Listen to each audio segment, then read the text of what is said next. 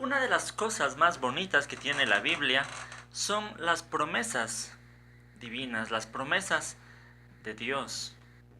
Pero muchas veces nosotros nos enfocamos tanto en las promesas, pero descuidamos que en la Biblia cada promesa que Dios nos hace muchas veces tiene condiciones que nosotros tenemos que cumplir. Por ejemplo, Jesús ha prometido estar con nosotros todos los días hasta el fin del mundo. Pero en Mateo 28, 19 y 20, Jesús pone toda una condición. Dice, hagan discípulos en todas las naciones, bautizándolos en el nombre del Padre, del Hijo, del Espíritu Santo, enseñándoles a guardar todo lo que les he mandado, y yo estaré con ustedes todos los días hasta el fin del mundo. Hay una condición. Jesús ha prometido que nos va a proveer en nuestras necesidades. Pero en Mateo 6, 33 dice, pero busca primero el reino de Dios y su justicia, y todas estas cosas te serán añadidas. Hay una condición, busca primero el reino de Dios y su justicia. Entonces, en este video vamos a hablar un poquito de cómo hacer nuestras estas promesas de Dios, cómo hacer nuestras las promesas divinas. Hablando en base a un texto en la Biblia y a una historia que quiero compartir con ustedes.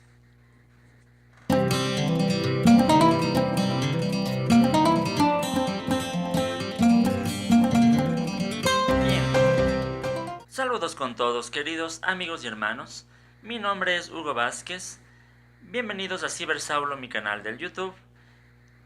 Quiero compartir con ustedes una historia que se encuentra en el primer libro de Crónicas, en el capítulo 17. Quiero leer primero los versículos del 1 hasta el 2. Dice, una vez instalado en su palacio, David le dijo al profeta Natán, aquí me tienes habitando un palacio de cedro, mientras que el arca del pacto del Señor se encuentra bajo una simple tienda de campaña. Bien, respondió Natán, haga su majestad lo que su corazón le dicte, pues Dios está con usted.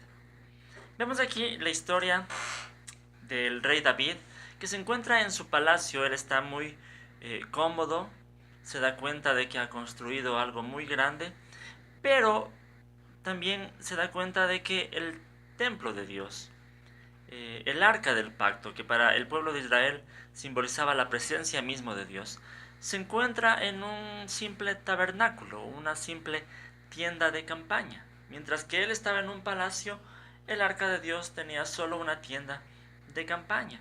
Y eso no le hizo sentir bien a David, se sintió mal. Y propuso en su corazón construir un templo para Dios. Esto es muy interesante. Porque muchas veces también en nuestra vida estamos cómodos con las cosas que tenemos, cómodos con nuestro trabajo, cómodos con nuestros recursos, cómodos con las cosas que hacemos cada día. Y puede ser que muchas veces descuidamos cómo está nuestra vida espiritual, cómo está el templo de Dios, que recordemos que somos nosotros mismos, cómo hemos estado cuidando el templo de Dios. Es un gran ejemplo. Un poco pensar en nuestras prioridades. ¿Qué es lo que es más importante en nuestra vida? ¿Nosotros o nuestra relación con Dios? Es interesante que cuando David le dice esto al profeta Natán, en el capítulo 17, los versículos del 3 al 6 dice, pero aquella misma noche la palabra de Dios vino a Natán y le dijo, ve y dile a mi siervo David que así dice el Señor, no serás tú quien me construya una casa para que yo lo habite.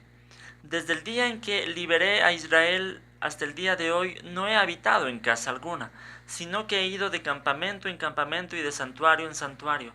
Todo el tiempo que anduve con Israel cuando mandé a sus jueces que pastorearan a mi pueblo, ¿acaso le reclamé algo a alguno de ellos el no haberme construido una casa de cedro? Dios le dice a David que él no necesita que le construya una casa, que le construya un templo. Al final Dios es el dueño de todas las cosas.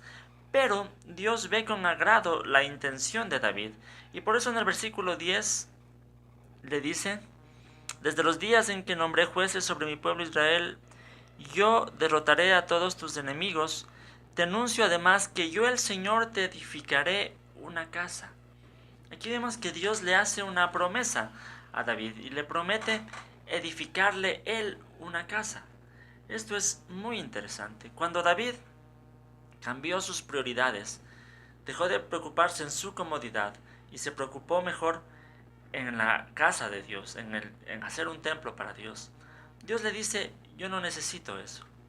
Pero al final ve con agrado eso y le dice, yo te voy a edificar a ti una casa. Muchas veces nosotros queremos recibir las promesas de Dios en nuestra vida, pero tal vez estamos más preocupados en nuestra comodidad antes que en la gloria de Dios. Muchas veces estamos más enfocados en las promesas de Dios, pero descuidando al Dios de las promesas. Preocupémonos primero en las cosas de Dios y Él se va a preocupar de nuestras cosas. Esa es una promesa. Es lo que hizo David en esta historia. Una segunda cosa que yo he aprendido de esta historia es que siempre es bueno recordar todo lo que Dios ha hecho por nosotros. Dios le recuerda a David, desde el versículo 7 le dice Dios al profeta Natán, ve y dile a mi siervo David, que yo te saqué del redil, para que en vez de cuidar ovejas, gobernaras a mi pueblo Israel. Y después Dios le recuerda cómo Dios siempre le ha protegido y siempre le ha librado de sus enemigos. Siempre es importante en nuestras vidas recordar lo que Dios ya ha hecho por nosotros. Eso lo estaba Dios recordando a David. Yo te saqué del redil, donde pastoreabas ovejas, para ponerte como rey. Es importante en nuestra vida, a veces antes de concentrarnos tanto en las promesas que vamos a recibir, pensar un poquito también en lo que Él ya ha hecho por nosotros. ¿De dónde Dios nos ha sacado? ¿Qué es lo que Él nos ha ayudado, nos ha fortalecido? ¿En qué áreas de nuestra vida Dios ya ha trabajado con nosotros? Es muy importante recordar eso. Recordar cómo sería nuestra vida si no hubiéramos conocido a Jesús. Eso es muy importante. Todo eso Dios le recuerda a David, todo lo que él ya hizo por David. Recordemos también lo que Dios sigue haciendo por nosotros. Porque cada día nosotros seguimos fallando a Dios. Y cada día Él nos sigue perdonando. Cada día Él nos sigue dando de su gracia. Cada día Él nos sigue proveyendo. Cada día Él nos da la vida, el aire para respirar. Es muy importante recordar en lo que ya ha hecho Dios por nosotros, antes de enfocarnos tanto en lo que Él va a hacer en el futuro. Es la segunda cosa. Y la tercera cosa que quiero compartir con ustedes es que debemos creer en sus promesas. Debemos creer en lo que Él nos ha prometido. Es muy interesante, por algo elegí este pasaje, porque aquí se encuentra una de las promesas más grandes que Dios puede hacerle a alguien. En los versículos desde el 11 hasta el 15, le dice Dios a David, cuando tu vida llegue a su fin y vayas a reunirte con tus antepasados, yo pondré en el trono a uno de tus descendientes, a uno de tus hijos, y afirmaré su reino. Será él quien construya una casa en mi honor, y yo afirmaré su trono para siempre. Yo seré su padre y él será mi hijo. Jamás le negaré mi amor, como se lo negué a quien reinó antes que tú. Al contrario, para siempre lo estableceré en mi casa y en mi reino, y su trono será firme para siempre. Esto es muy importante. Dios le estaba haciendo la promesa a David de que uno de sus descendientes le iba a construir el templo. Obviamente se refería a Salomón. Pero esta promesa va más allá y le dice que uno de sus descendientes estará en un trono para siempre, que su reinado no tendrá fin. Y sabemos que esta promesa se refería específicamente a Jesús. Por eso en los evangelios, en Lucas 1, 32 y 33 dice, hablando de Jesús, Él será un gran hombre y lo llamarán Hijo del Altísimo. Dios del Señor le dará el trono de su padre David y reinará sobre el pueblo de Jacob para siempre, su reinado no tendrá fin. Haciendo referencia a que esta promesa que le hizo Dios a David se refería específicamente a Jesús. Queridos amigos y hermanos, Jesús es la promesa más grande que Dios le haya hecho, no solamente a David, sino a toda la humanidad. Al tener a Cristo, tenemos la mejor promesa que Dios haya hecho. Las demás promesas, comparadas con Jesús, no tienen mucho sentido, porque la necesidad más grande del ser humano es la necesidad de salvación. Nosotros como seres humanos estamos separados de la gloria de Dios por nuestros pecados. Pero al venir Jesús al mundo, Él murió, pagó ese precio y nos ha dado la oportunidad de restaurar nuestra relación con Dios. Nos ha dado la oportunidad de tener una vida eterna junto a Dios. Y esa es la promesa más grande que Dios ha dado a la humanidad. Y en eso es lo que nosotros tenemos que creer, tener la confianza de lo que Dios ha hecho en Jesús. Él es la mejor promesa. Él es lo más grande que Dios nos ha dado. Pero para eso nosotros debemos creer.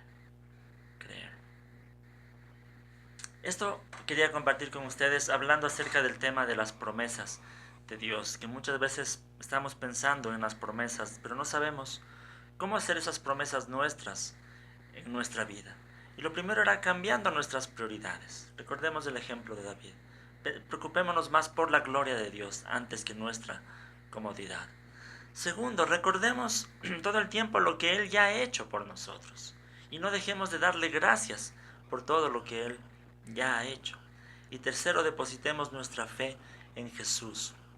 Porque Jesús es la promesa más grande que Dios le ha dado a toda la humanidad. Y es lo más valioso que nosotros tenemos en nuestra vida. Eso quería compartir con ustedes en este video. Como siempre, les doy las gracias. Si tienen algún comentario sobre este tema, alguna sugerencia, pueden dejarlo aquí en la sección de comentarios. Me gustaría conocer un poco más de cómo piensan ustedes acerca de las promesas divinas. Recuerden suscribirse al canal. Solo denle clic ahí donde dice suscribirse.